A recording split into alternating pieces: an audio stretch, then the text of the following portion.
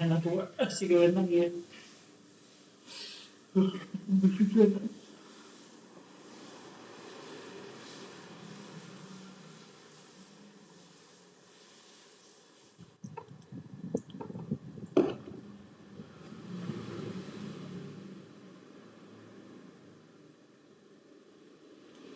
Mati aku.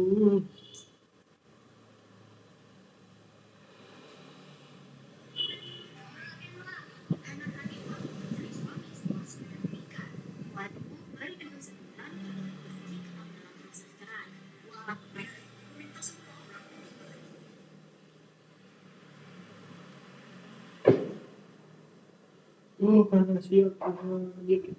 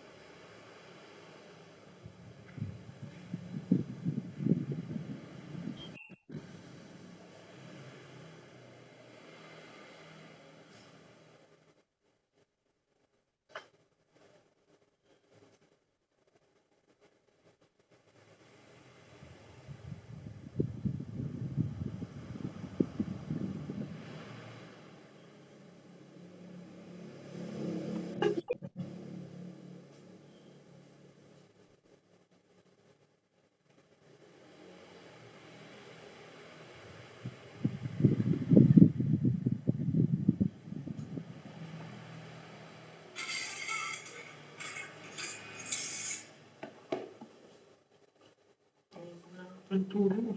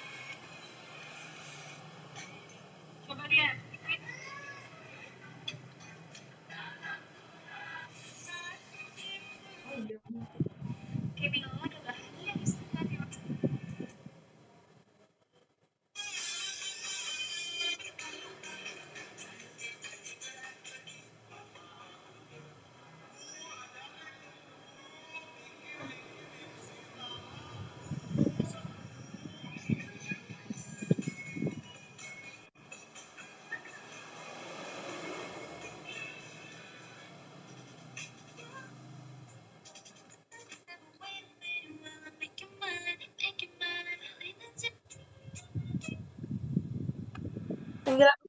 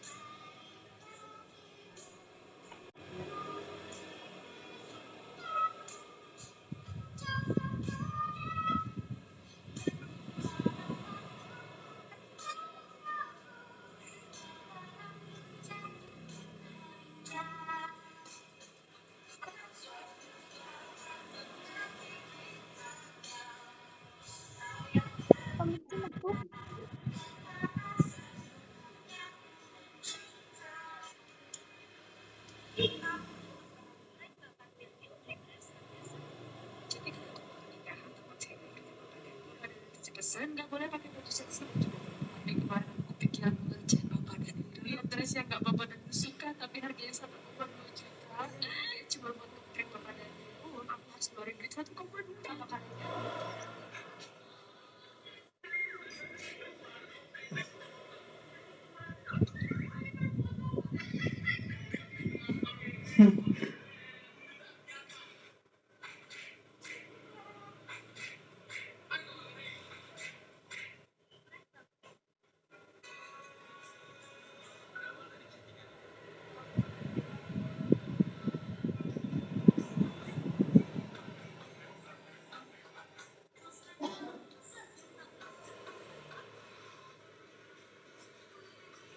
Selamat siang, Assalamualaikum warahmatullahi wabarakatuh.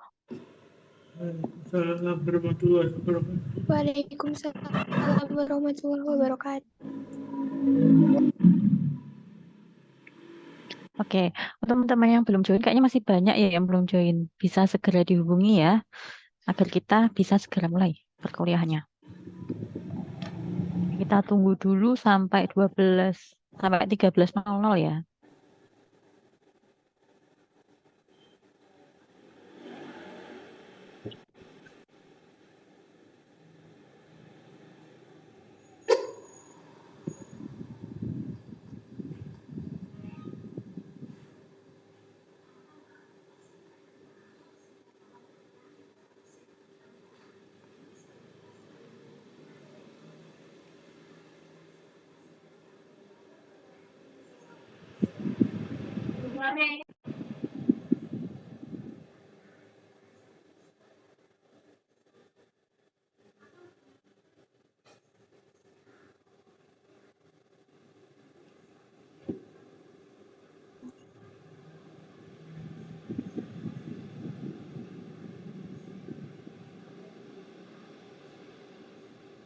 Iya bener lah.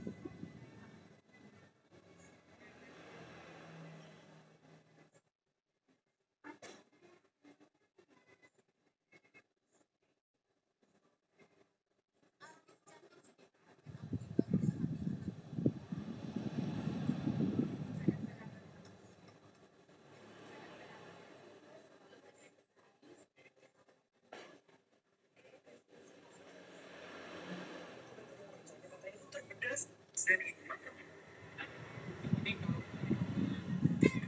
karena Mario udah nggak ada, jadi seperti kemarin aku terpaksa untuk full start rekam rumah. Oh ya, sebelumnya aku sampai putus tapi ya udah lah ya. Nah, ini aku mau cuci sterilkan semua barang-barang yang Mario ya teman-teman. Aku cuci, aku bilas, set, dan sama lagi pakai cairan TH4 lagi teman-teman. Oke, sudah selesai semuanya. Sekarang waktunya aku ngepel. Dan sama ya teman-teman, pakai cairan TH4 lagi. Di sini aku mau ngepel kamar, ngepel ruangan, dan juga tempat-tempat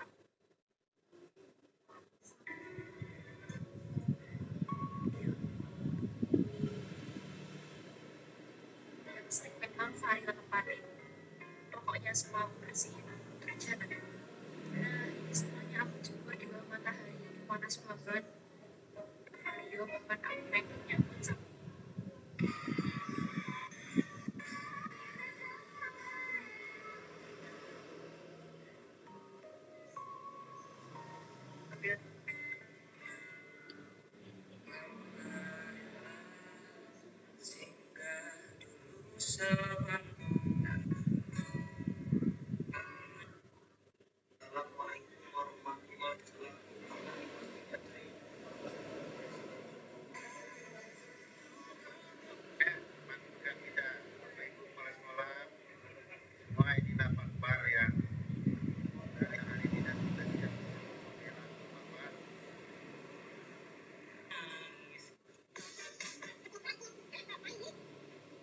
Siapa suruh jualan di sini?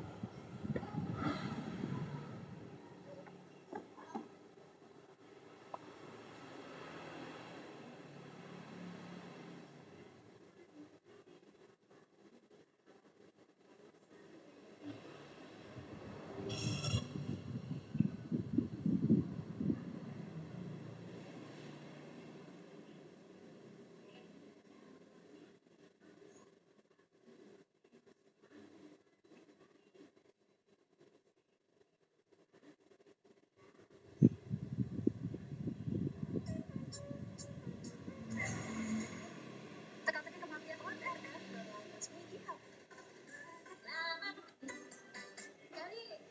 Jadi pertama kali aku lihat sama kayak Cilin di audisi waktu itu tuh Ella masih malu banget awalnya dari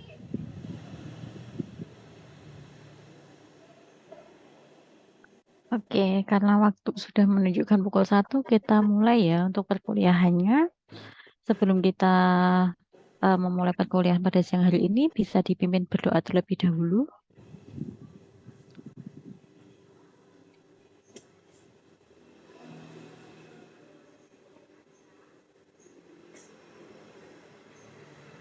Silahkan.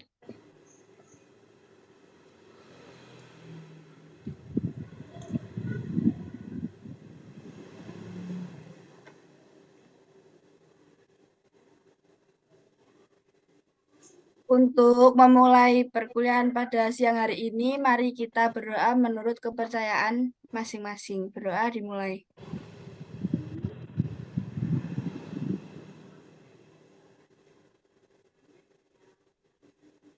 Berdoa selesai. Oke, terima kasih Mbak Devina. Untuk hari ini, kita akan mempelajari apa ya? Ada yang tahu nggak materinya? Ada yang sudah buka RPS-nya?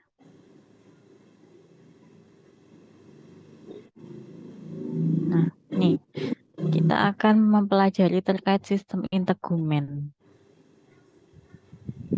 Oke, jadi apa sih itu sistem integumen?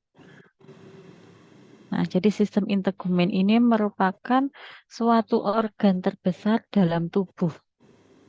Dia bisa sebagai penghalang fisik atau bisa disebut sebagai physical barrier terhadap lingkungan, baik lingkungan eksternal maupun lingkungan internal. Kemudian si sistem integumen ini bisa menutupi seluruh permukaan tubuh dan bentuknya bervariasi. Kira-kira apa sih sistem integumen itu?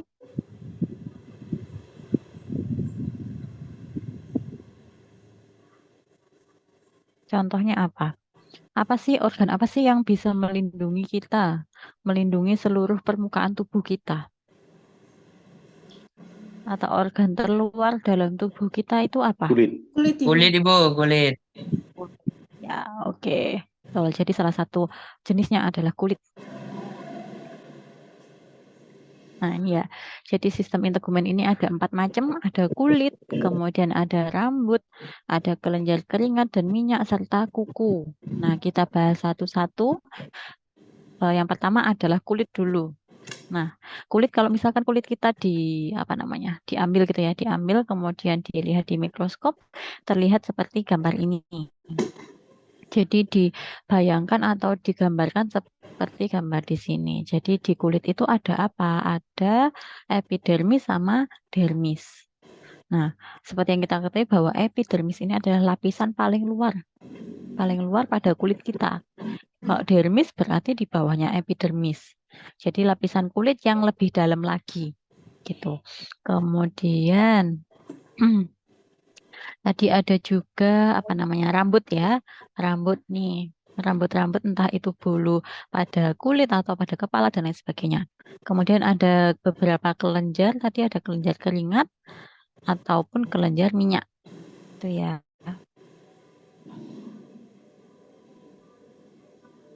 Oke. Nah, saya jelaskan tadi bahwa di kulit itu ada dua lapisan utama, epidermis dan juga dermis. Jadi untuk subkutan ini bukan bagian dari kulit ya. Jadi kulit itu hanya epidermis dan juga dermis saja. Oke. Nah, epidermis ini terdiri dari apa? Epidermis ini terdiri dari epitel squamosa berlapis. Ini yang di epidermis ini banyak sekali keratin-keratin sehingga membuat kulit kita menjadi keras gitu. Selain terdiri dari keratin-keratin, di epidermis ini ternyata tidak ada pembuluh darah atau bisa disebut dengan avaskuler. A ini artinya tidak ada, vaskuler artinya pembuluh darah. Berarti di epidermis tidak ada pembuluh darah. Gitu. Nah, kemudian di epidermis ternyata ada lapisan-lapisannya lagi, ada 5 lapisan. Yang pertama ada yang ini dari luar ya. Yang dari terluar ada corneum, kemudian ada lucidium, ada granulosum, spinosum dan juga basal. Gitu. Nah, kita bahas satu-satu. Jadi untuk yang paling luar tadi ada stratum corneum. Ya, yang paling bagian epidermis yang paling luar ada stratum corneum. Nah, stratum corneum itu yang mana ini? Yang warna merah-merah ini. Di sini. Nah, dia itu banyak sekali keratin-keratin ya. Keratin-keratin pada kulit itu mengumpul atau berkumpul di stratum corneum. Kemudian stratum corneum ini juga merupakan lapisan terluar, ketebalannya mencapai 3/4 ketebalan dari epidermis. Jadi paling tebal gitu ya. Lapisan paling tebal di epidermis adalah stratum corneum gitu karena dia tersusun dari 20 sampai 30 lapisan sel. Kemudian di bawahnya stratum corneum ada apa? Ada stratum lucidum. Nah, stratum lucidum ini tidak selalu ada. Jadi bisa ada, bisa tidak. Kapan dia muncul, kapan dia tidak, nanti tergantung dari jenis kulitnya, kulit tebal atau kulit halus gitu.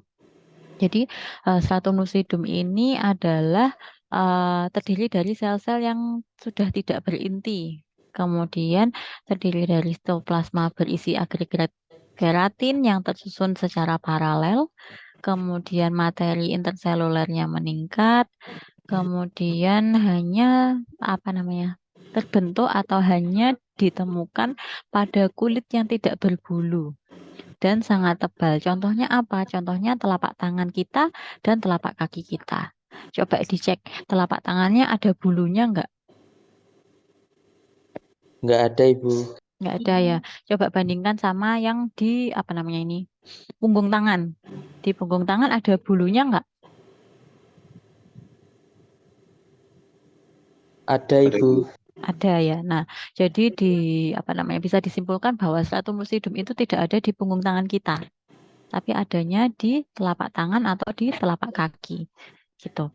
Oke. Kemudian kita masuk ke dalam lagi setelah apa namanya corneum, kemudian ada lucidum, kemudian yang bawahnya adalah stratum granulosum. Nah, jadi ini bentuknya seperti granul-granul gitu ya. Granul-granul keratohialin mengandung lemak atau mengandung lipid gitu. Kemudian ke bawah lagi ada stratum spinosum. Nah, stratum spinosum ini terdiri dari beberapa lapis keratinosit dengan kecepatan mitosis yang lebih rendah. Kemudian dia lebih banyak mengandung intermediate filamen sitokeratin. Nah, intermediate filamen sitokeratin ini nanti akan menjadi tonofibril, kemudian akan bermitosis lagi menjadi desmosome, kemudian desmosome ini apa namanya yang memberikan atau yang berperan dalam kekuatan dan juga fleksibilitas pada kulit kita. Tuh. Kemudian yang paling bawah adalah stratum basal. Nah, stratum basal ini merupakan lapisan yang paling dalam dekat dengan dermis dan juga menjadi supplier keratinosit. Gitu. Jadi apa namanya? Sumber-sumber keratinosit ini berasal dari stratum basal. Kemudian dia akan naik dan akan mencapai akhir di stratum corneum. Di stratum corneum ini dia akan apa namanya? berkumpul gitu ya. Makanya jadi kulit yang paling atas ini yang paling keras gitu dibandingkan kulit bagian dalam. Tuh. Oke. Ini ya gambar lainnya. Jadi bisa animasikan gitu gambarnya untuk lapisan-lapisannya seperti yang ada di gambar ini. Jadi ini mulai dari stratum basal dia mengandung apa namanya stem cell yang bermitosis atau jadi supplier keratinnya. Kemudian pada stratum spinosum agak naik sedikit terjadi proses keratinisasi, kemudian naik lagi ke granulosum. Dia mengandung apa tadi non-intermediate filamen protein, ada lemaknya, kemudian yang naik lagi ada corneum. Oke. Nah, jadi apa sih keratinosit itu? Keratinosit ini adalah suatu sel utama yang ada di lapisan epidermis. Kemudian fungsinya untuk apa? Fungsinya untuk memproduksi keratin. Nah, kalau melanosit itu fungsinya untuk mensintesa melanin atau warna kulit kita. Kemudian ada Langerhans. Langerhans ini berperan dalam sistem imun. Jadi kalau misalkan ada kuman, misalkan kulit kita luka, otomatis dia kan membuka pintu masuk kuman ya atau portal de entry-nya kuman. Kumannya masuk sebelum dia menembus ke bagian atau organ yang lebih dalam lagi. Di kulit ini sudah ada penghalangnya, sudah ada tentaranya. Namanya apa? Namanya Langerhans cell. Gitu. Jadi dia akan bertugas untuk menjadi tentara di awal gitu. Biar si kuman tadi atau bakteri tidak bisa masuk ke dalam gitu. Kemudian selain ada sel keratinosit, kemudian ada melanosit, ada Langerhans, juga ada sel Merkel. Jadi Merkel ini adalah mekanoreseptor. Jadi reseptor mekanik gitu ya. Ketika ada sentuhan, si Merkel ini yang merespon gitu. Jadi kita bisa merasakan sentuhan karena adanya sel Merkel ini. Tuh. Oke. Kemudian setelah epidermis ada lapisan kulit yang dinamakan dermis. Jadi dermis ini adalah bagian yang lebih dalam lagi nih di kulit. Kemudian dermis ini terdiri dari jaringan ikat padat, dia vaskuler, jadi ada pembuluh darahnya. Kemudian di dermis ini juga banyak sekali free nerve end atau apa namanya ya, sistem saraf gitu ya. Saraf akhirnya itu banyak banget di dermis. Jadi kalau misalkan kalian melukai kulit gitu ya, misalkan apa ya, kegores gitu ya. Kalau misalkan kegores dan kayak merasakan nyeri, berarti itu sudah masuk ke lapisan kulit dermis gitu. Karena di dermis banyak sekali saraf-saraf. Gitu. Kalau misalkan kegores kemudian ada darah yang keluar, berarti sudah masuk ke dermis juga. Kenapa? Karena di dermis ini banyak sekali pembuluh darah. Gitu. Kemudian dermis ini mengandung folikel-folikel rambut. Kemudian ada kelenjar-kelenjar, entah itu kelenjar keringat, kelenjar lemak, dan lain sebagainya. Kemudian ada limfa dan juga saraf. Kemudian dermis ini lebih tebal daripada epidermis. Gitu. Oke, kemudian saya lanjutkan. Nah, di dermis ini lapisannya ada apa aja sih? Ternyata ada 2 lapisan nih. Ada papillary layer sama reticular layer. Nah, papillary layer ini adalah lapisan yang dianyam gitu ya, dengan anyaman kapiler. Fungsinya untuk apa? Untuk maintenance. Jadi dia untuk menyeimbangkan gitu ya. Kemudian lapisan papillary layer ini berada di upper atau di atas bagian dermis yang atas. Kemudian ada tonjolan-tonjolan, kemudian ada tadi free nerve ending atau Meissner, kemudian juga mengandung kapiler. Kemudian di bawahnya papillary layer ada apa? Ada reticular layer. Nah, jadi reticular layer ini merupakan lapisan terdalam dari dermis. Dia fungsinya untuk apa? Untuk kekuatan, kemudian untuk extensibility sama elasticity dari kulit kita. Kemudian di dalam reticular layer ini banyak sekali struktur-struktur aksesori seperti tadi kelenjar keringat, kelenjar sebasea dan lain sebagainya. Gitu. Oke. Nah, selain 2 lapisan tadi, retikuler sama papillary ya, ada juga bagian-bagian dermis. Jadi di dermis itu ada kolagen, kemudian ada serat elastis, ada pembuluh darah karena dia termasuk jaringan yang vaskuler dan juga banyak pasokan saraf. Jadi kita bahas satu-satu. Kolagen ini fungsinya untuk apa sih? Kolagen ini ternyata fungsinya untuk ketangguhan dermis atau untuk kekuatan si dermisnya. Kemudian bisa juga menarik dan mengikat air sehingga membantu menjaga kulit tetap terhidrasi. Jadi supaya kulitnya tidak dehidrasi gitu. Menjaga homeostasis dari kulit gitu. Kemudian yang kedua ada serat elastis. Nah, serat elastis ini memberikan elastisitas pada kulit kita. Nah, ini tergantung dari usia. Kalau misalkan usia misalkan nih mas-mas sama mbak-mbak, ini kulitnya dibandingkan dengan nenek-nenek pasti kan berbeda ya. Nah, kalau di nenek-nenek kulitnya cenderung apa? Keriput, Ibu.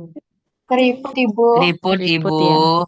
Ya. Oke, nah keriput ini disebabkan karena apa? Karena jumlah kolagen sama serat elastisnya yang sudah mulai berkurang. Gitu. Jadi kan banyak nih kayak skincare untuk anti-aging dan lain sebagainya. Nah, itu fungsinya untuk apa? Untuk mempertahankan ini kolagen dan juga serat elastisitas sehingga kulitnya tidak keriput, biar kulitnya ini tetap kencang dan lain sebagainya. Tuh, kemudian pembuluh darah. Kenapa sih harus ada pembuluh darah di dermis kita? Karena pembuluh darah ini ternyata bisa menjaga keseimbangan suhu tubuh atau homeostasis pada suhu tubuh. Kalau misalkan seperti sekarang ya, cuacanya sedang panas-panasnya, kapiler pada dermis ini membesar. Jadi kulitnya biasanya memerah dan juga hangat atau panas. Kalau misalkan dingin, si darah ini akan melewati kapiler dermis untuk sementara, sehingga suhu internal tubuh tetap tinggi. Jadi membuat suhu tubuhnya tetap tetap panas gitu, tetap hangat gitu.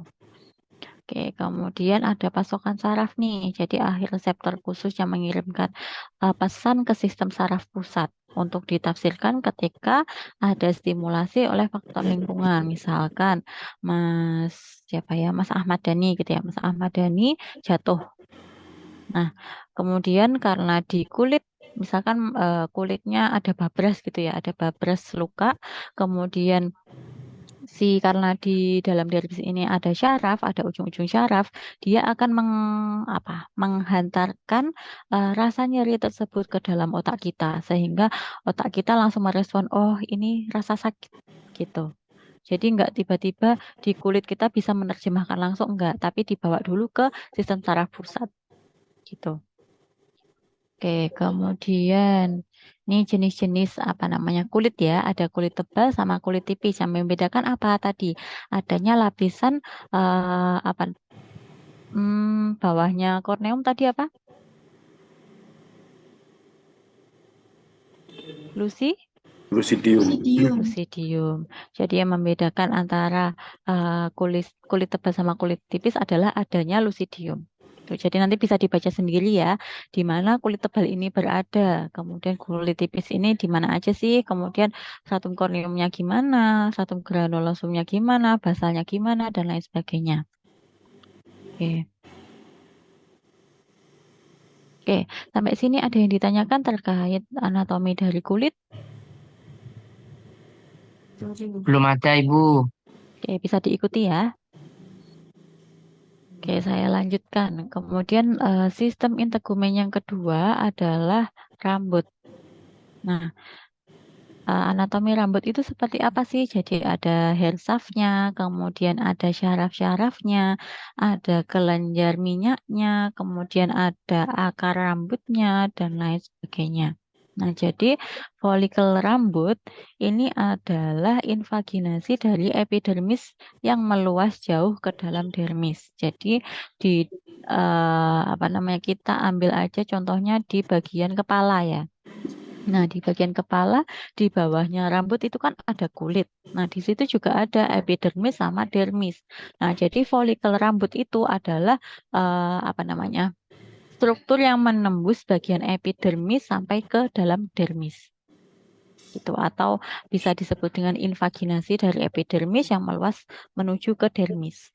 Kemudian batang rambut ini atau hair root-nya ini berbentuk panjang.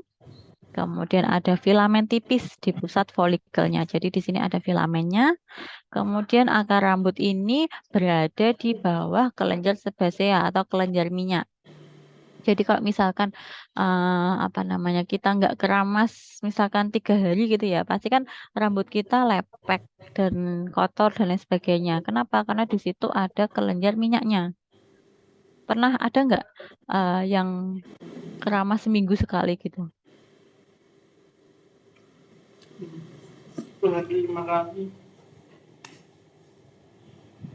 Enggak ya. Mbak Alifta biasanya keramasnya berapa kali, Mbak? Sehari sekali. Sehari sekali. Berarti tiap hari ya. Oke. Sempat kalau sehari sekali sempat merasakan rambutnya lepek nggak sih? Tidak. Tidak ya. Oke. Yang pernah merasakan rambutnya lepek siapa? Saya, Bu. Oke, Mbak Aldilia. Mbak Aldilia keramasnya berapa hari sekali? Biasanya 3 hari sekali, kalau nggak 2 hari sekali. Oke, 2-3 hari sekali. Beda ya Mbak ya rasanya setelah keramas dan 2 hari kemudian? Iya, Bu, beda. Beda ya. Nah, kenapa? Karena ada ini, ada kelenjar lemak atau sebaceous gland. Gitu. Kemudian di bagian dermalnya, dermal papilanya, di sini ya, di lapisan dermalnya ini ada suplai darah gitu. Jadi karena di dermal ini dia merupakan lapisan yang vaskuler atau ada pembuluh darahnya, dia mentransferkan. Jadi di sini ada pembuluh darah yang menuju ke dalam akar rambutnya sehingga rambut bisa ternutrisi dengan baik. Gitu. Jadi misalkan kita kurang mengkonsumsi apa ya? Kalau rambut rontok itu berarti kekurangan zat apa? Zinc ya. Misalkan kurang asupan atau vitamin apa namanya, mikronutrien zinc gitu. Misalkan kita kurang konsumsi zinc. Nah, karena nutrisi yang diedarkan pembuluh darahnya kurang, otomatis rambut kita tidak ada yang menutrisinya. gitu, sehingga mudah apa? Mudah rontok, kemudian mudah bercabang dan lain sebagainya. Jadi kenapa makanan yang kita konsumsi itu berdampak ke semua ya, semua apa organ-organ yang ada di tubuh kita, karena nutrisi-nutrisinya diedarkan nih melalui ini vaskuler, melalui pembuluh darah gitu. Jadi apa yang kita makan akan berdampak pada organ-organ yang ada di tubuh kita. Tuh. Oke.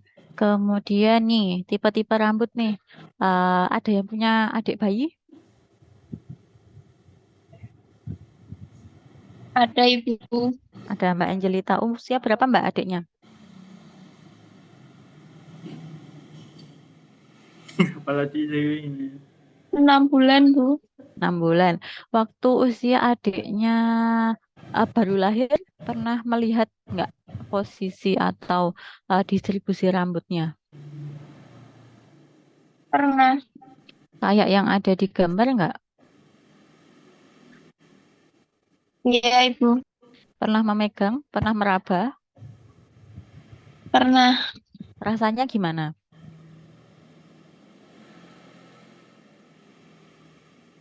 Halus, Bu. Lembut. Lembut ya. Beda ya sama kayak rambut kita sekarang atau bulu-bulu kita sekarang. Nah, apa namanya? Rambut yang ada di bayi itu disebut dengan lanugo. Gitu. Jadi lanugo ini ada ketika dia lahir sampai 3 bulan pertama. Tuh. Kemudian ketika dewasa sudah berubah nih, berubah menjadi apa namanya, kasar seperti kita sekarang ya. Ada yang tetap halus, ada yang tumbuh menjadi kasar. Misalkan yang halus itu disebut dengan velus, dia halus dan ada di hampir seluruh permukaan tubuh. Kemudian ada intermediate, dia adanya di ekstremitas, entah itu di ekstremitas atas tangan ataupun ekstremitas bawah bagian kaki. Kemudian ada di bagian terminal, itu lebih tebal, lebih berpigmen dan juga keadaan ikal atau enggak lurus gitu ya. Kemudian termasuk alis dan juga bulu mata itu termasuk jenis-jenis rambut yang ada di tubuh kita. Kemudian warna rambut ini ditentukan oleh densitas atau apa namanya, jumlah melanin di korteks. Nah, jadi ada kan ya orang yang rambutnya warna hitam, kemudian ada yang warna coklat, warna apa lagi?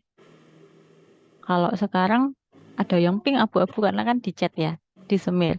Nah, jadi warna-warna tersebut itu dipengaruhi oleh genetik, kemudian oleh paparan sinar UV dan lain sebagainya. Oh ya, sama nutrisi juga.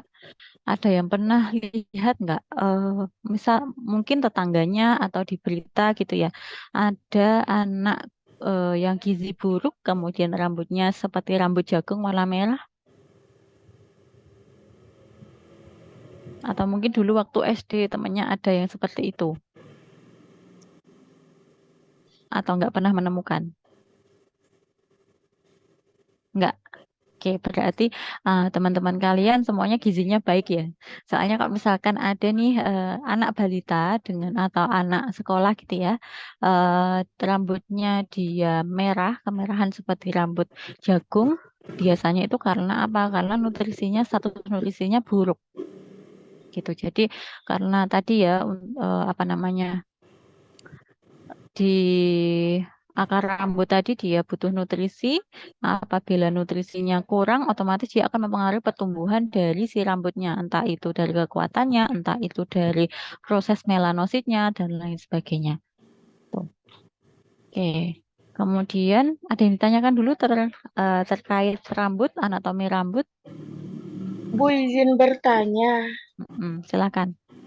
Jika ada seseorang, dia itu umurnya tuh belum beranjak tua gitu, tapi dia udah punya rambut putih, itu kenapa ya, Bu? Oke. Terima kasih Mbak Aldilia atas pertanyaannya. Jadi, kenapa sih rambut itu warnanya ada beda-beda ya? Padahal dia masih muda. Harusnya kan dia warnanya masih hitam. Gitu kan ya. Nah, itu tadi dipengaruhi banyak faktor. Ada karena faktor lingkungan, misalkan dia sering terpapar sinar UV, sehingga dia bisa merusak melanositnya gitu. Jadi proses melanositnya, proses melaninnya dia tidak berjalan maksimal. Kemudian bisa karena obat-obatannya dikonsumsi. Misalkan apa namanya penderita kanker yang di kemoterapi, kemudian obat-obatan lain itu juga bisa mempengaruhi. Kemudian selain itu status gizi seseorang juga bisa mempengaruhi. Atau mungkin karena paparan zat kimia, entah dari pewarna rambut, kemudian apa namanya obat-obatan untuk apa smoothing, kemudian dan lain sebagainya. Tuh. Jadi banyak sekali faktor-faktornya. Gitu Mbak Angelita. Mbak Aldilia ya, sorry. Mbak Aldilia. Baik, Bu. Oke, mungkin ada pertanyaan lagi terkait rambut. Oke, kalau nggak ada, saya lanjutkan dulu di kuku ya. Nah, jadi ini anatomi dari kuku. Nah, kalau kita lihat dengan mata telanjang, kuku kita kan seperti yang gambar di atas ini ya. Jadi terdiri dari apa namanya? Ya, terdiri dari kuku, kemudian warnanya merah muda. Kalau misalkan kita anemia berarti dia warnanya pucat dan lain sebagainya. Gitu. Jadi kuku ini apa sih sebenarnya? Kuku ini adalah suatu modifikasi dari lapisan kulit tadi, yaitu epidermis, yang mirip sisik yang menyerupai kuku atau cakar hewan lain. Gitu. Jadi si kuku ini berasal dari modifikasi dari lapisan epidermis. Gitu. Jadi di dalam kuku, kalau misalkan ini dibelah, itu ada apa aja? Nih ada epidermis, kemudian ada lapisan dermis, ada tulangnya, kemudian ada lunulanya, ada badan kukunya, kemudian ada akarnya, dan lain sebagainya. Jadi kuku ini sel-selnya keras dan rapat, kemudian dia menyeluruh sebagian besar tubuh kuku jelas dan tembus cahaya. Kemudian keratin kuku ini memiliki sulfur yang lebih tinggi dari keratin yang ada di epidermis, sehingga dia lebih keras lagi nih daripada lapisan kulit kita yang di epidermis. Tuh. Kemudian perubahan pada kuku ini dapat mengindikasikan suatu penyakit. Contohnya orang dengan hepatitis biasanya kukunya warna apa? Ada yang tahu nggak? Hepatitis apa? Warna kuning. Ya, jadi hepatitis itu apa sih? Hepatitis itu adalah suatu penyakit yang menyerang atau terjadinya kerusakan pada hati. Nah, padahal hati kita berfungsi untuk apa? Untuk sekresikan atau mengekspresikan zat sisa-sisa metabolisme kita. Gitu. Kalau semisal si zat kuning itu di dalam tubuh kita tidak dibuang, dia akan mengendap. Dia akan apa namanya terakumulasi di dalam tubuh kita. Otomatis apa? Otomatis dia akan terlihat nih di ekstremitas kita. Jadi bisa di kuku kita warna kuning, kemudian di sklera kita juga warna kuning dan lain sebagainya. Bahkan di kulit kita juga warna kuning. Jadi coba deh dicek kukunya ada yang warna kuning nggak?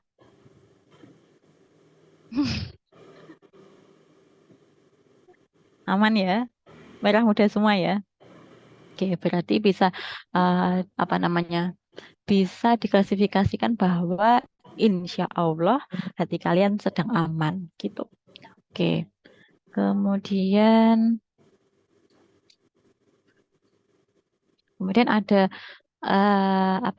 aksesoris, kelenjar-kelenjar aksesoris yang ada di sistem integumen. Ada apa aja? Ada kelenjar lemak atau kelenjar sebaceus, kemudian ada kelenjar keringat atau sweat glands. Nah, fungsinya apa? Fungsinya sesuai dengan namanya. Jadi kalau sebaceus karena dia kelenjar lemak, berarti dia memproduksi sebum atau lipid atau minyak gitu ya, yang melapisi atau yang melindungi si rambut ya, rambut dan juga epidermis. Jadi untuk membantu kelembapan dari kulit kita. Gitu. Kalau misalkan kelenjar sebaceusnya atau kelenjar lemaknya tidak berfungsi atau tidak bekerja secara maksimal, bisa jadi atau terjadi peningkatan risiko mudahnya kulit kita terluka gitu. Kemudian sebaceous glands ini juga melubrikasi ya dan juga bisa sebagai penghalang untuk bakteri-bakteri masuk ke dalam tubuh kita. Kemudian jenisnya ada yang ini typical sebaceous glands sama sebaceous follicles. Jadi kalau yang follicle lemah ini dia mensekresi di luar atau pada permukaan kulit. Kalau yang typical sebaceous glands ini dia memproduksi ke dalam follicle rambut gitu. Kemudian untuk kelenjar keringat ini memproduksi keringat ya, memproduksi watery solution untuk apa? Sama, untuk melembabkan gitu. Jadi untuk melapisi epidermal atau lapisan epidermal kita. Kemudian jenisnya ada 2 juga, ternyata ada apokrin sama merokrin gitu. Apokrin ini di mana? Ada di aksila. Aksila itu apa? Ada yang tahu nggak?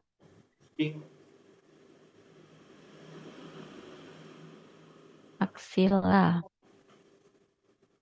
Aksila itu adalah ketiak. Jadi di ketiak kita ada kelenjar keringat, apokrin gitu ya. Kemudian ada di groin sama di nipples.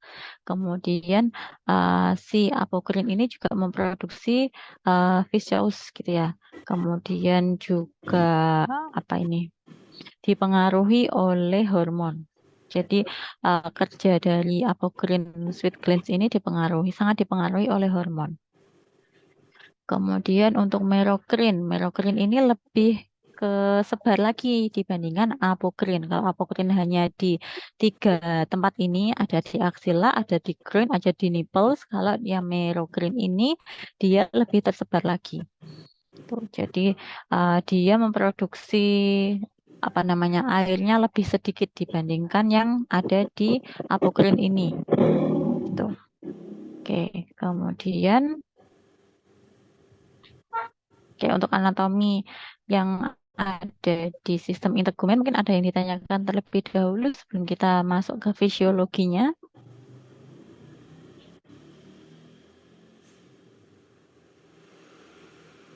Bisa diikuti ya untuk materinya. Oke, saya lanjutkan untuk fisiologisnya. Nah, jadi seperti yang saya jelaskan di awal bahwa sistem integumen ini salah satu fungsinya adalah untuk proteksi tubuh kita dari lingkungan eksternal maupun internal. Jadi dia bisa melindungi jaringan dalam dari kerusakan mekanis, entah itu benjolan ataupun kena kecelakaan pada praktikum di laboratorium, misalkan kena tersiram cairan asam maupun basa, kemudian melindungi dari radiasi ultraviolet. Kemudian kerusakan bakteri, kerusakan termal, entah itu panas atau dingin, serta sebagai pengeringan. Kemudian selain proteksi, dia juga berfungsi untuk meregulasi suhu kita. Jadi membantu apabila tubuh kita panas, misalkan cuaca kita panas, berarti kita akan lebih sering mengeluarkan keringat dibandingkan urin gitu. Kemudian bisa juga sebagai eliminasi, sebagai pembuangan tadi, pembuangan keringat. Kemudian siapa itu? Suaranya bocor, Mas Ananda Satria. Ria, mikrofonnya tolong. Oke, saya lanjutkan ya. Jadi selain proteksi, selain regulasi suhu, selain eliminasi, ternyata sistem integumen ini juga bisa sebagai tempat sintesis. Sintesis dari apa? Sintesis dari vitamin D. Tuh. Kemudian juga sebagai sensasi. Jadi di sini itu karena tadi di dermis ada saraf-sarafnya, dia sebagai reseptor sensorik. Gitu. Jadi bisa membedakan antara panas, dingin, sentuhan, tekanan, dan juga nyeri.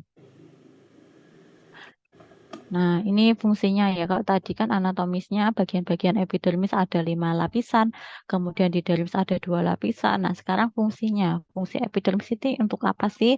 Untuk memproteksi dermis, untuk memproteksi atau melindungi jaringan di bawahnya dari trauma ataupun dari bahan-bahan kimia.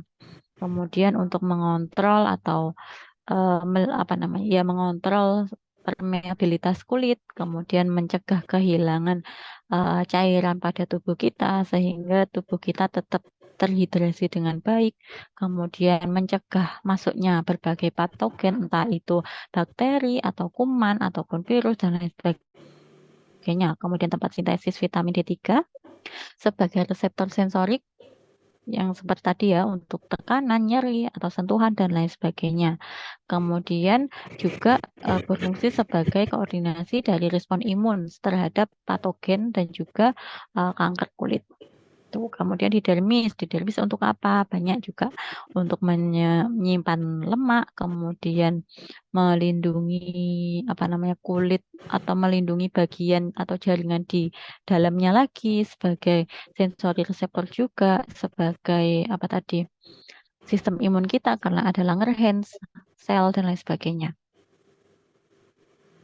Oke, kemudian untuk kelenjarnya, untuk follicle hair-nya dia memproduksi rambut ya, memproduksi rambut untuk melindungi kepala kita. Kemudian selain melindungi kepala kita, dia juga bisa membuat sensasi sentuhan.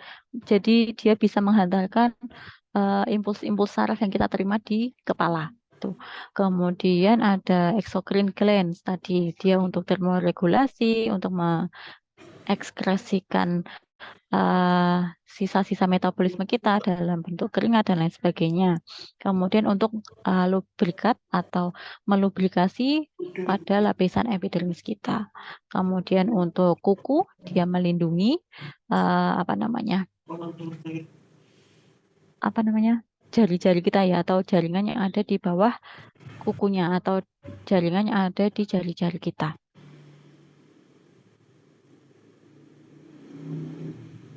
Oke, kemudian tadi saya sudah sering menyebutkan terjadi keratinisasi atau pada epidermis ini banyak sekali keratin-keratin. Jadi keratin-keratinnya numpuk banget di epidermis sehingga membuat epidermis kita lebih keras nih dibandingkan kulit bagian dalam lagi gitu. Nah, jadi gimana sih proses atau terbentuknya keratin ini? Nah, jadi sistem keratinisasi ini dimulai dari lapisan epidermis yang paling bawah atau pada basal ya, tadi di stratum basal dia sebagai pensuplai keratin. Nah, di sini itu dia mulai diproduksi atau ada bahan bakunya nih. Kemudian keratin ini akan naik masuk ke dalam stratum spinosum. Jadi di sini dimulailah proses keratinisasi, kemudian dia naik sampai ke dalam korneum, stratum korneum. Jadi terjadi aktivitas mitosis atau sel renewal atau pembelahan sel gitu ya di stratum basal dan juga spinosum. Kemudian terjadi diferensiasi, terjadi keratinisasi dari basal dari spinosum ini ke atas. Kemudian terjadi kematian sel pada lucidum, stratum lucidum atau stratum corneum di lapisan epidermis yang paling atas. Nah, durasinya berapa lama sih proses keratinisasi ini? Prosesnya ternyata berlangsung 15 sampai 30 hari. Jadi untuk kedalamannya dan tahapnya setiap orang berbeda. Gitu. Jadi untuk prosesnya yang pertama ada terjadi mitosis tadi ya, terjadi pembelahan sel, kemudian diferensiasi, terjadi proses keratinisasi, kemudian apoptosis atau mati, sel-selnya mati, dia sudah tidak bisa berdiferensiasi kembali, kemudian terjadi proses eksfoliasi. Jadi kalau semisal ada nggak yang suka pakai lulur?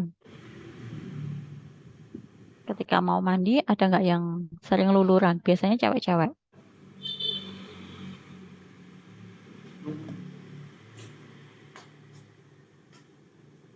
Ada nggak? Nggak ada. Berarti kalau mandi aja gitu ya.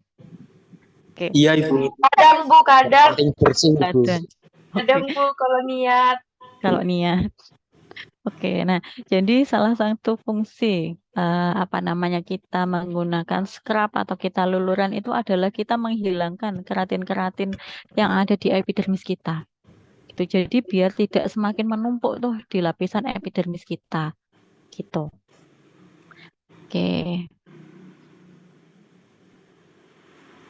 Kemudian selain proses keratinisasi, ada juga proses gimana sih warna kulit kita bisa terbentuk gitu. Kira-kira apa sih yang menyebabkan atau menentukan warna kulit kita menjadi hitam, menjadi coklat, menjadi kuning langsat, putih dan lain sebagainya.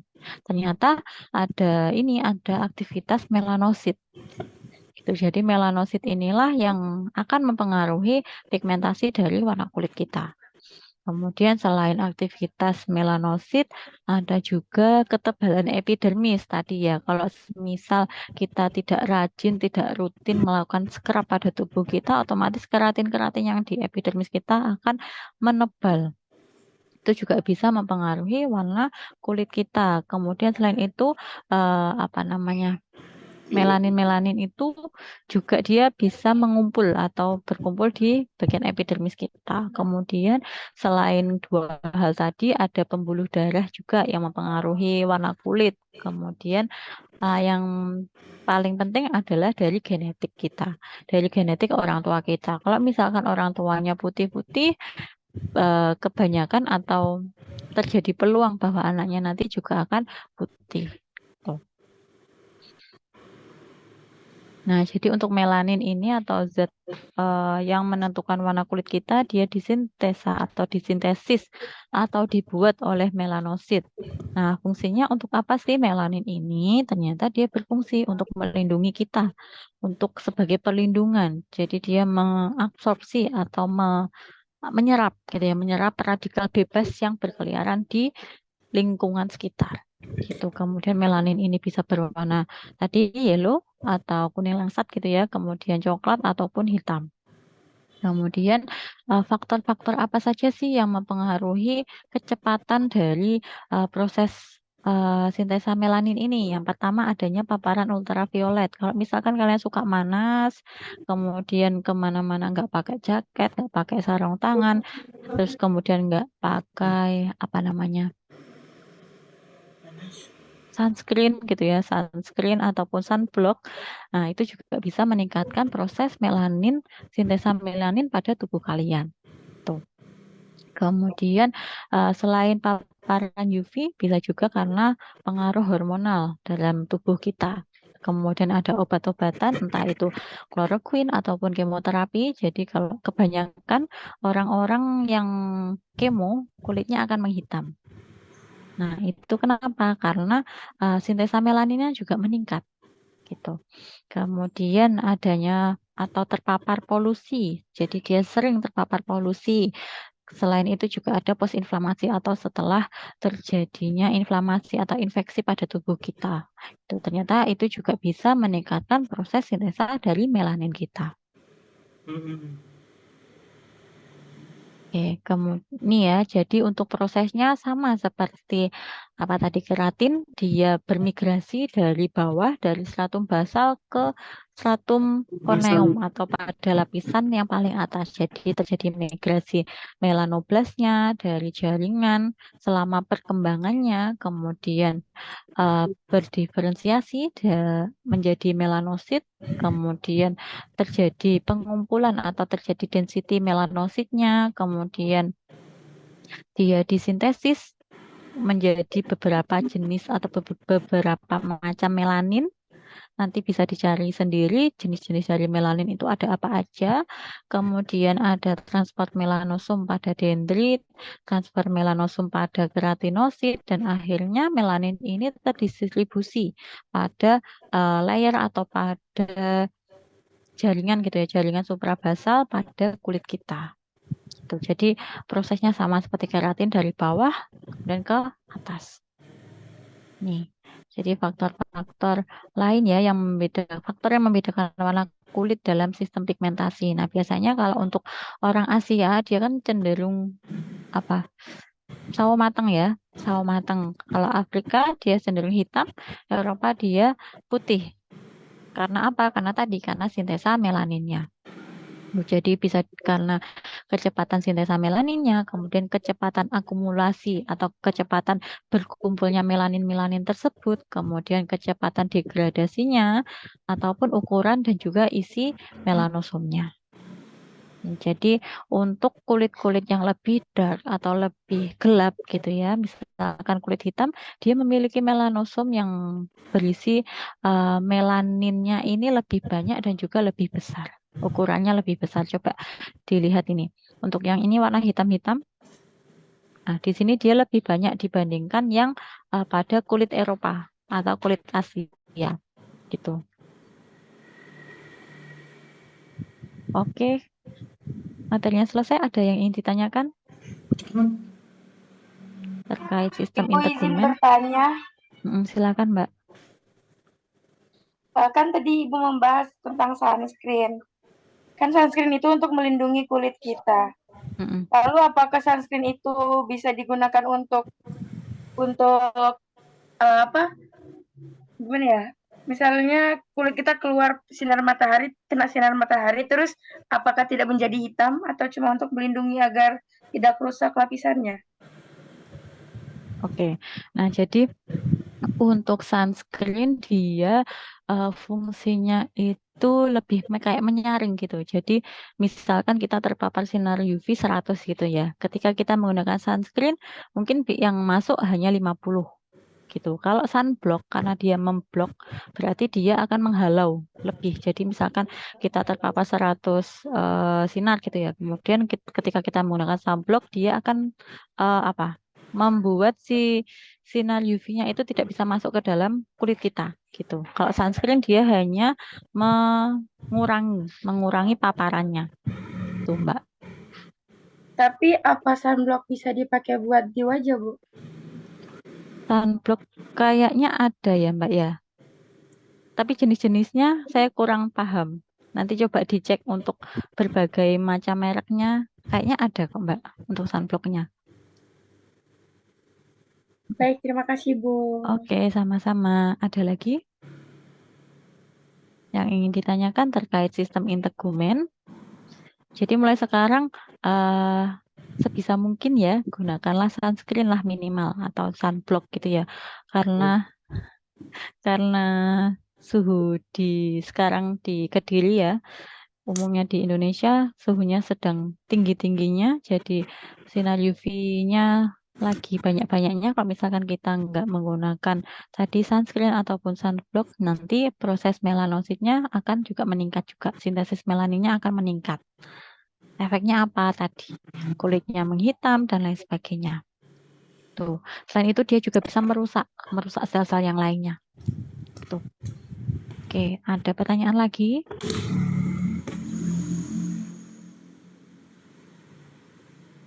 Nggak ada? Ibu izin bertanya, Bu. Silakan, Mbak.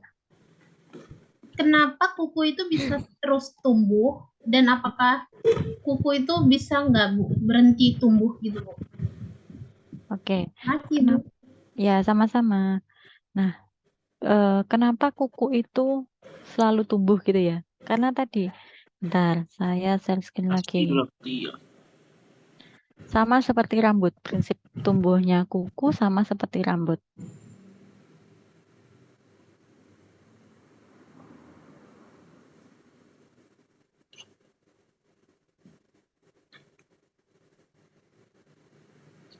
Nah, jadi semua sel yang ada di tubuh kita ketika kita hidup, dia akan mengalami pembelahan secara terus-menerus. Gitu. Selain pembelahan, dia juga akan selalu berdiferensiasi. Gitu. Kenapa kok kuku bisa tumbuh terus-menerus? Karena ini ada akarnya. Jadi kalau misalkan tumbuhan gitu ya Mbak, tumbuhan ketika kita siram, rutin menyiram, dia kan akan juga tumbuh terus. Sama seperti yang ada di tubuh kita. Selama kita masih hidup, selama kita mengkonsumsi makanan, kemudian nutrisi yang lainnya, itu juga sel-sel kita akan selalu membelah gitu. Jadi pada kuku ini juga ada nih apa namanya vaskular atau pembuluh darah yang membawa nutrisi menuju ke mana sih? Nih, menuju ke nail root-nya atau ke akar kuku kita. Tuh, jadi kenapa dia bisa selalu tumbuh karena ada pembelahan sel, ada mitosis. Gitu. Sama seperti rambut kita. Jadi rambut kita kan semakin hari semakin panjang ya. Karena apa? Karena ada pembelahan sel juga. Gitu. Gitu ya Mbak Alia. Iya, Ibu, terima kasih. Oke, sama-sama. Ada lagi pertanyaan?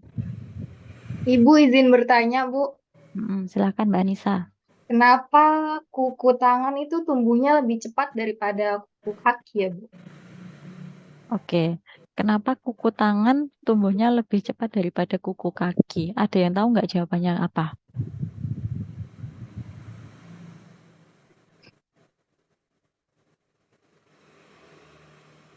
Ada yang tahu nggak?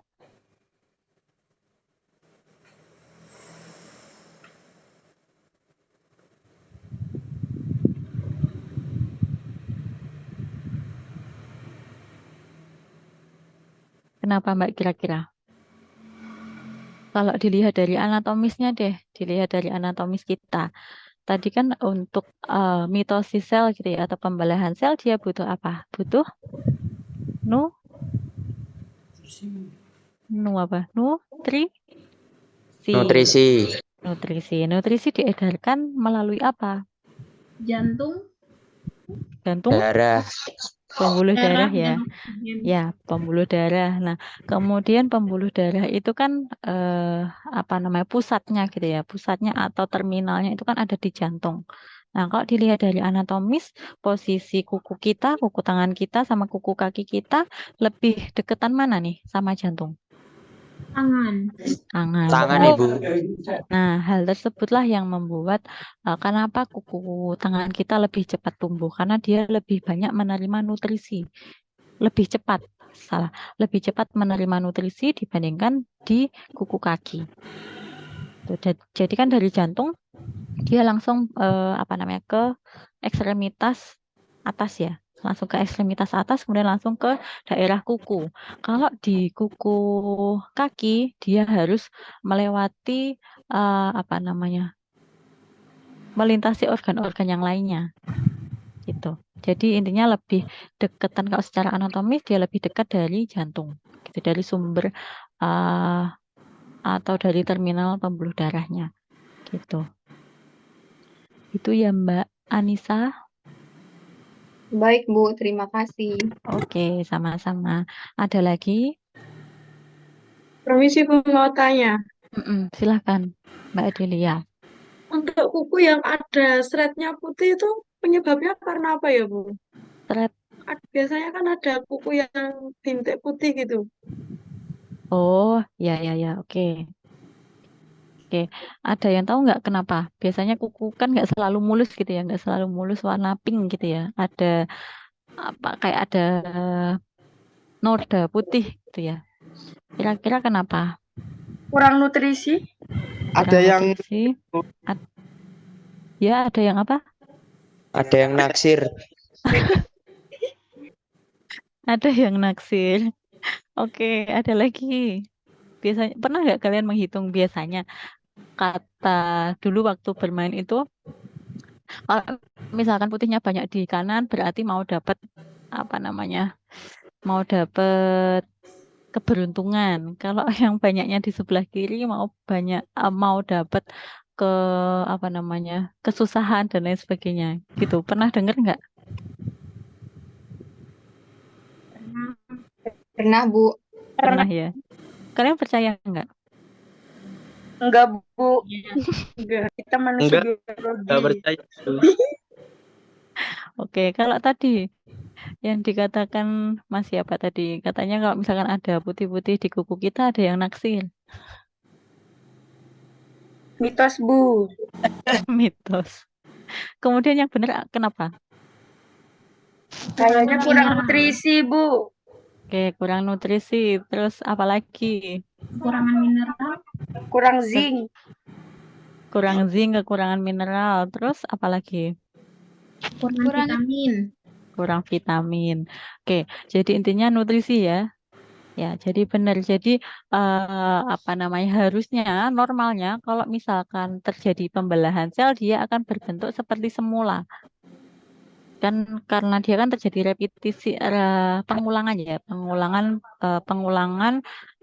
pembelahan sel. Jadi harusnya dia tumbuhnya ya seperti kuku kita pada sebelumnya. Kalau misalkan ada putih berarti ada kegagalan atau ada kecacatan pada proses tadi pembentukan kuku. Gitu, Mbak.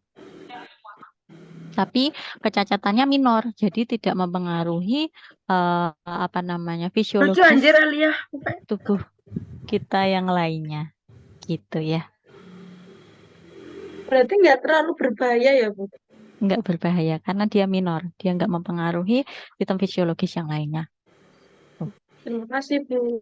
Oke, sama-sama. Jadi yang bahaya itu apa? Ketika kita lihat kuku kita warna putih gitu ya.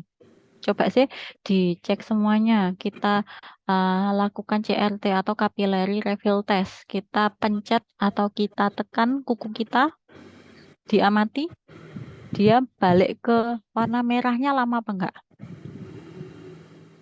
Cepet. Tidak. Cepat. Cepet, Bu. Ya. Oke, berarti kita bisa menyingkirkan indikasi bahwa kita anemia. Gitu. Karena kalau misalkan kita lakukan CRT, kemudian warna merahnya kembalinya lebih dari 2 detik, berarti ada apa namanya indikasi ke anemia atau hemoglobin kita mungkin di bawah normal, mungkin di bawah 12 dan lain sebagainya. Gitu. Kalau misalkan warnanya cepat baliknya berarti HB kita kemungkinan di atas 12. Gitu. Itu sih yang apa namanya berbahaya kalau misalkan warna apa namanya kembalinya ke warna merah itu lama. Itu yang berbahaya dibandingkan warna putih tadi ya Mbak ya yang berada di kuku. Gitu. Oke, ada lagi pertanyaan? Saya, Bu. Silakan Mbak Angelita. Apakah kuku yang rusak bisa tumbuh kembali seperti yang semula gitu, Bu? Oke.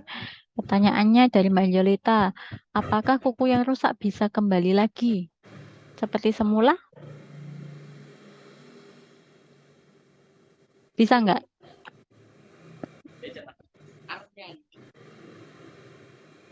Bisa ya, bisa ya. Karena tadi intinya sel kita selalu membelah, kecuali ada apa namanya kecacatan permanen pada tadi misalkan pada akar kuku kita, misalkan habis terkena, misalkan habis kecelakaan atau habis terjadi trauma, dia terjadi kerusakan permanen sehingga dia menghalangi pertumbuhan kuku. Nah itu bisa jadi kukunya setelah rusak nggak bisa tumbuh lagi. Kalau semisal dia rusaknya misalkan kejepit gitu ya, kejepit pintu, biasanya kan kukunya akan lepas, ya enggak? Kukunya akan ya warnanya biru dulu, kemudian dia akan itu ya apa namanya pembuluh darah apa namanya bukan vaskularisasinya di daerah kuku tersebut terhenti misalkan, nah otomatis dia kan akan lepas. Nah ketika dia lepas dia akan tumbuh lagi, tumbuh baru lagi.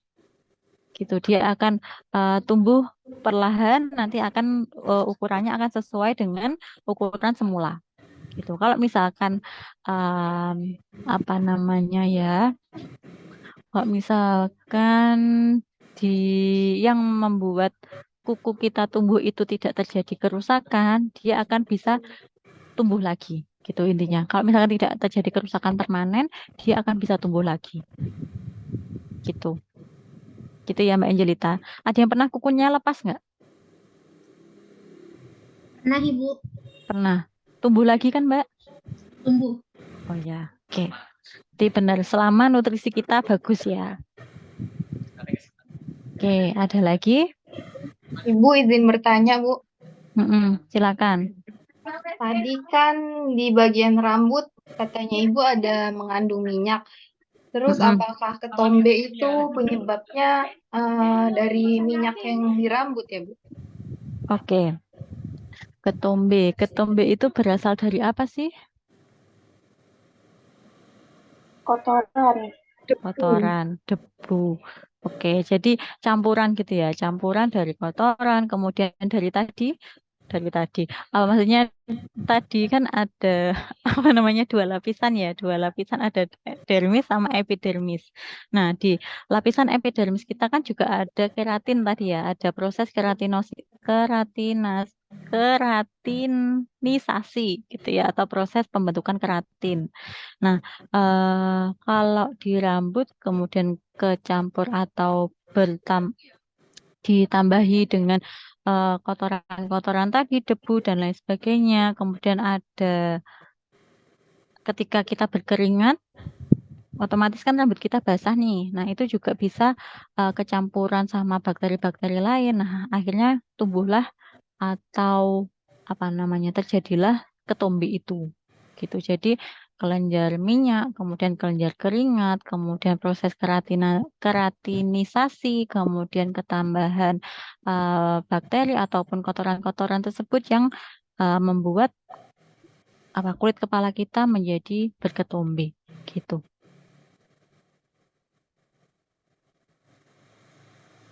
Oke, gimana Mbak?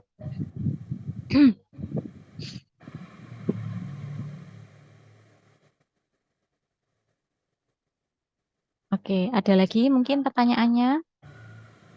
Izin bertanya, Ibu. Silakan. Apakah kuku itu memiliki pori-pori? Apakah kuku itu memiliki pori-pori? Punya enggak? Sepertinya tidak, Bu. Tapi tidak tahu. Sepertinya tidak, tapi tidak tahu. Oke. Nah, jadi kalau yang di bagian kukunya apa ya? Sebentar ya. Daripada nanti saya salah.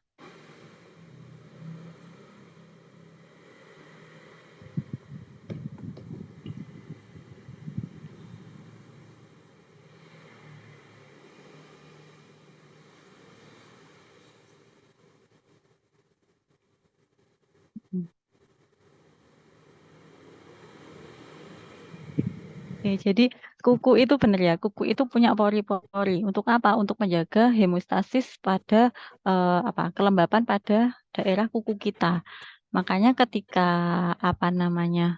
di Islam ya, di Islam kalau misalkan kita kutekan, kita kan ketika wudhu kan nggak sah ya jadinya. Karena apa? Karena airnya tidak bisa masuk ke dalam kuku kita. Karena keblok oleh kuteknya. Gitu. Jadi kuku itu memiliki pori-pori untuk menjaga keseimbangan atau hemostasis di area kuku kita. Gitu. Ibu, terima kasih. Oke. Ada lagi? Kita sampai jam berapa, Mbak? 14.30, Bu. 14.30. Oke, masih ada 26 menit lagi. Habis ini ada kuliah lagi nggak? Tidak. Ya. Ada. Oke, ada pertanyaan lagi? Atau sudah cukup? Mau Ibu tanya, izin bertanya. Oke, silakan satu-satu. Ya, lihat dulu. soal atau mangga duluan?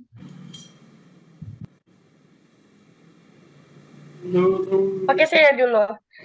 Saya pernah baca, Bu, apa betul kalau kita mengonsumsi hati ayam ataupun hati hewani seperti itu, penutupan luka kita kan lebih cepat.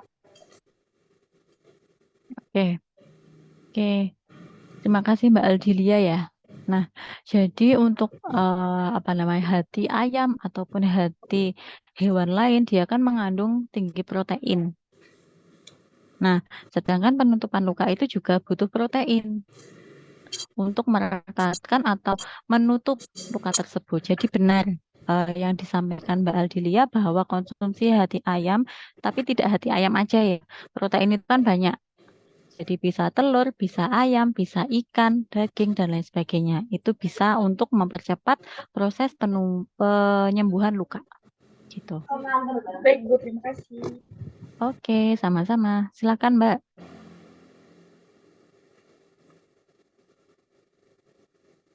Yang bilang stres itu penyebab di rambut putih biasanya penyebabnya stres kan, Bu? Apakah itu benar? Dan bagaimana proses terjadinya rambut putih itu yang dikarenakan oleh stres? Terima kasih, Bu. Oke, nah tadi untuk faktor-faktor pertumbuhan rambut selain dari nutrisi ya, nutrisi yang difasilitasi oleh pembuluh darahnya ada juga karena hormonal. Nah, ketika stres, hormon stresnya itu meningkat. Nah, dia akan mengganggu proses pertumbuhan si rambutnya. Kemudian untuk proses pertumbuhan rambut sampai warna putih itu gimana? Nah, ini tadi karena kita materinya terkait anatomi dan juga fisiologisnya, jadi saya belum menyiapkan materinya gitu. Kalau itu kan masuk ke keadaan patologis. Itu ya Mbak Alia. Mungkin nanti bisa saya cari terlebih dahulu untuk mekanismenya. Mekanisme sampai rambut tersebut berwarna putih. Gitu. Baik, Ibu. Terima kasih.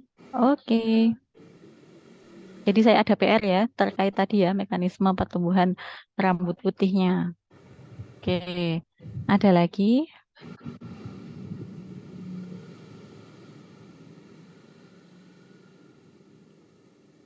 Cukup?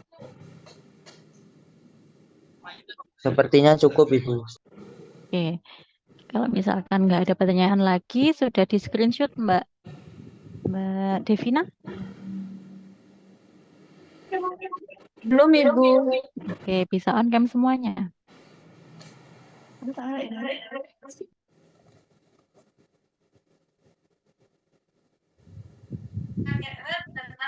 Melani adalah si.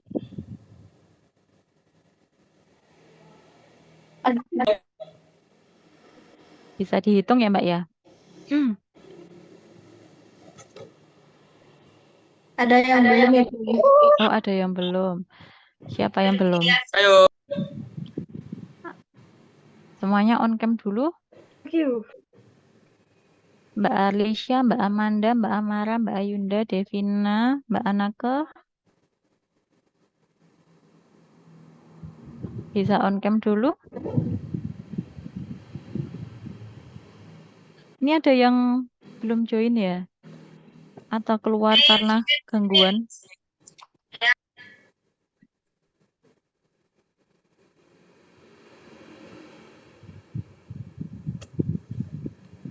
Oke, mungkin bisa langsung di screenshot aja ya Mbak ya.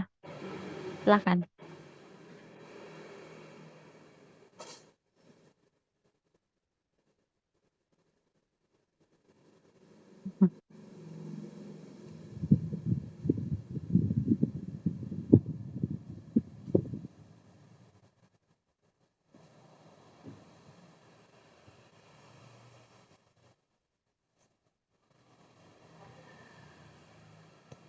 Coba dihitung Mbak, biar enggak temannya yang mau pose. Sudah semua. Oh, sudah semua. Oke, terima kasih Mbak Devina. Terima kasih semuanya karena sudah pada perkuliahan siang hari Terima ini. kasih.